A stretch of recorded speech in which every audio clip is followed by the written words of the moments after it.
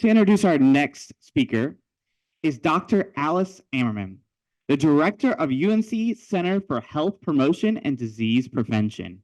At 5'13", she was a member of the varsity women's basketball team for those other Blues, the Duke Blue Devils. But with a master's and a doctorate from UNC, 3 rabid Tar Heel fan children, and as a member of the UNC Gilling School faculty, she says she's a true blue Tar Heel fan now. Ryan, I have to adjust the mic here. So my kids who are the Tar Heel fans just say I played for the ACC because they don't want to admit I played for that other school. And I had to come up with 5'13" because people still stop me in the street, say, how tall are you anyway? So I have to have a little comeback there.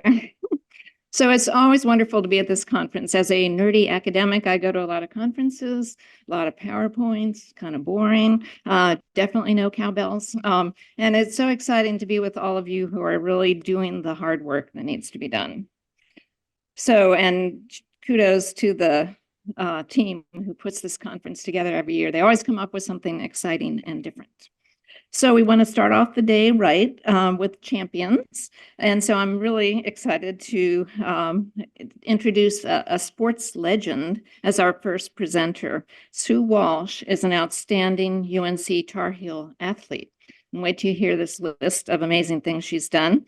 1980 swimming Olympian, former American record holder in the 100-yard and 100 meters backstroke, Pan Am Games gold medalist, World Aquatics Championship medalist, 11-time National Collegiate Champion, NCAA Top 5 Award recipients, member of the NC Sports Hall of Fame, and she swam the fastest time in the world in the 100-meter backstroke in 1979. Her accomplishments also include launching the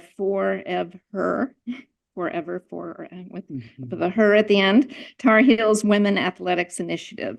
She has even more accomplishments than I can list right now, so I'm going to let her tell her story. Unfortunately, she came down with strep throat yesterday, so she can't be with us, but she's going to be on the screen. So really happy to welcome her.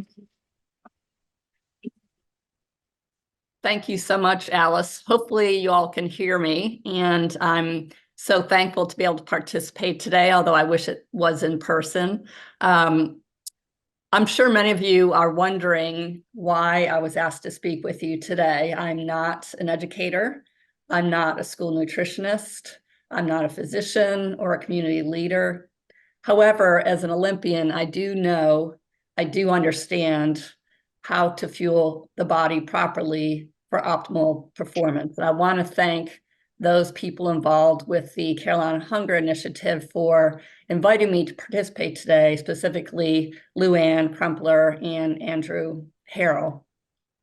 You're going to see me refer to some notes. I have them off to the side simply because I tend to get a little bit off topic when I'm speaking about something I'm passionate about, and I don't have someone in the back of the room telling me that my time is up. So I apologize if I look to the side a little bit.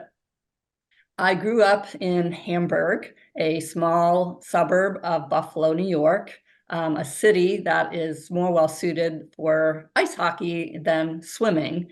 I am the youngest of 5 children, and I'm not sure whether my parents were just ultimately tired after having 5 children, or whether I just had so much energy they didn't know what to do with me. So they recommended, or they put me on the local swim team.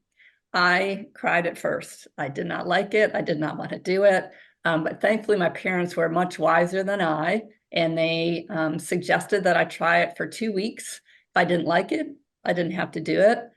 Thankfully, I liked it. Otherwise, my life certainly would have taken a much different path than it has. However, the odds were definitely against me reaching the highest level.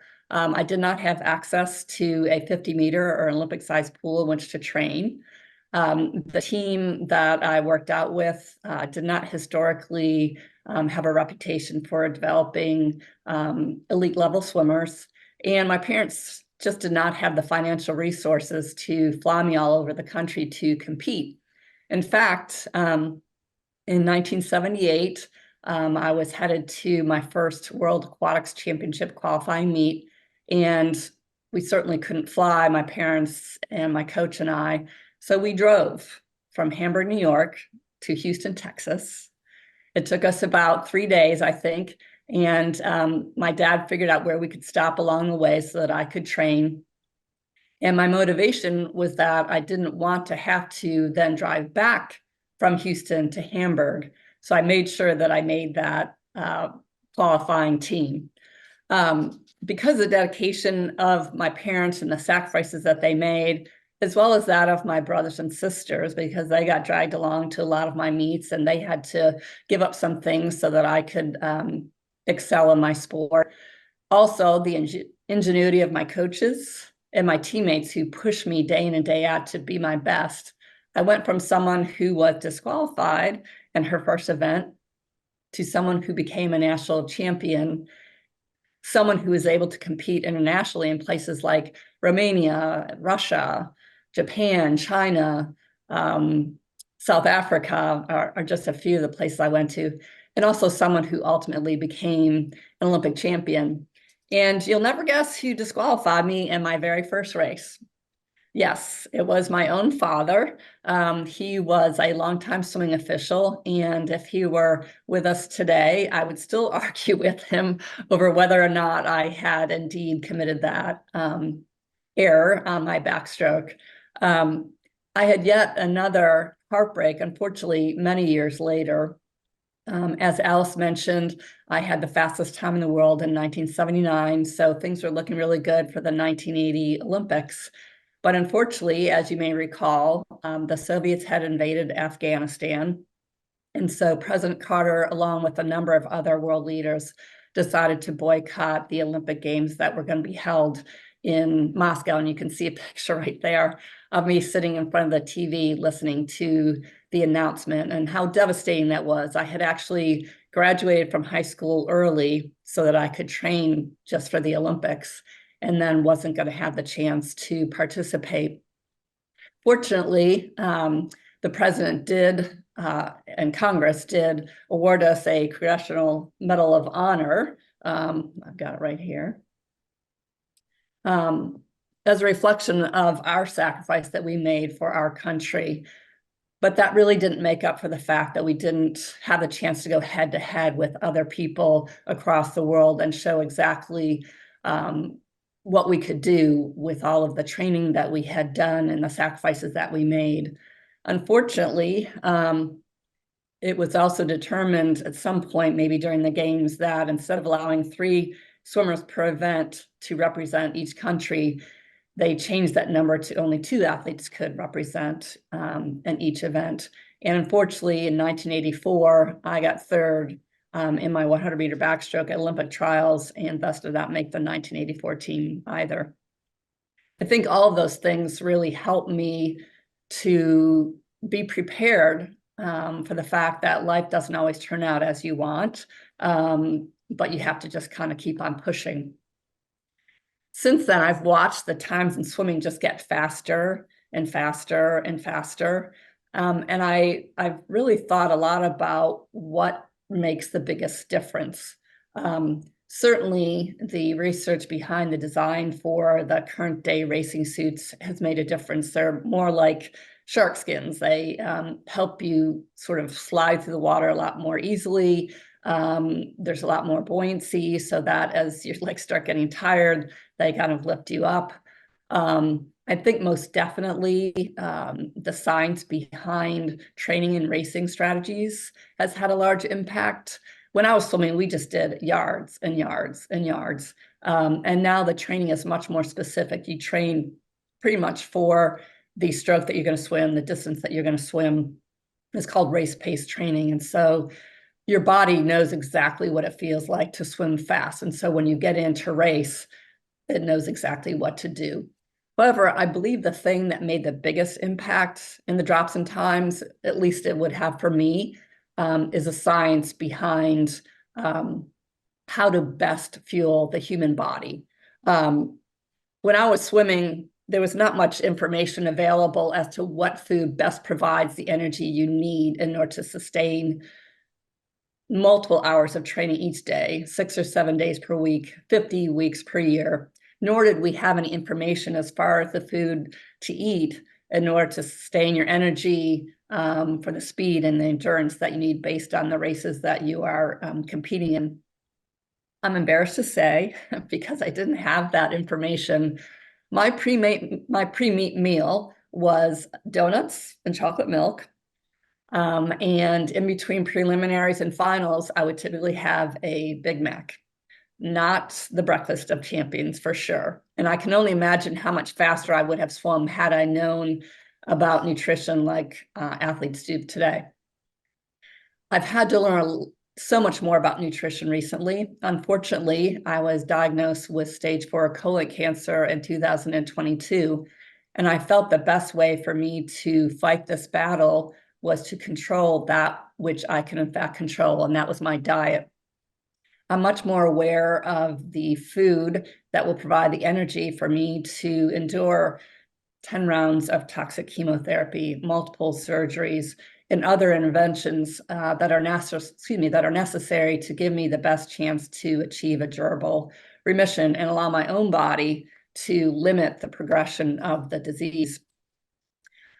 And because of all of this, because of my cancer diagnosis, I'm very committed to helping researchers find better treatment options and hopefully one day a cure for various types of cancer.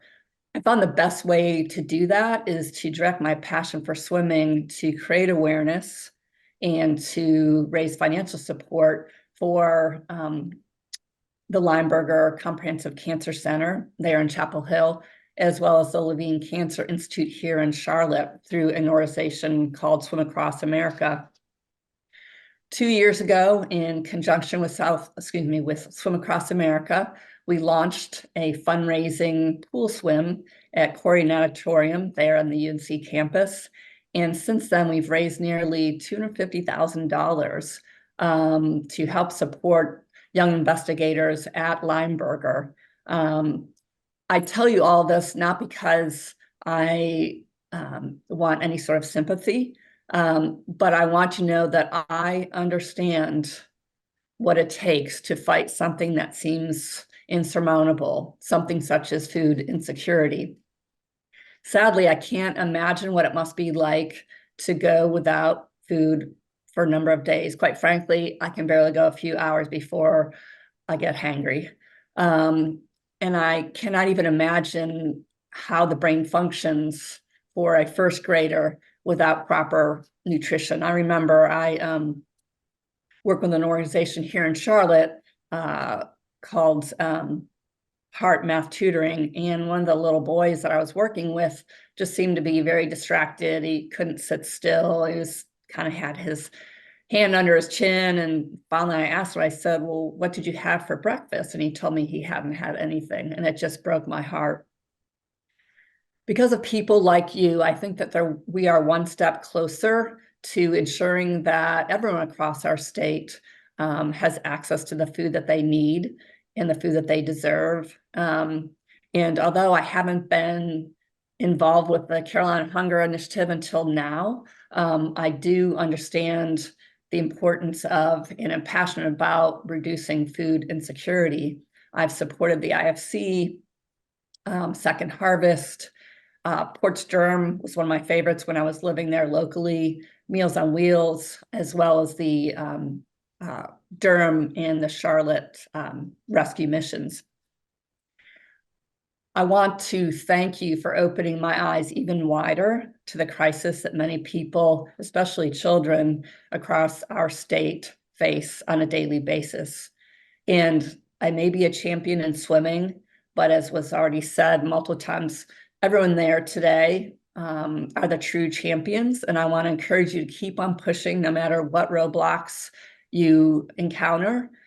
Because just like me, a girl from a small town in Western New York who faced her own adversity, your dreams can come true, and we can hopefully resolve the issue of food insecurity across our great state. And I just want to thank you so much for letting me share my story with you today. And as Ryan had mentioned, let the games begin.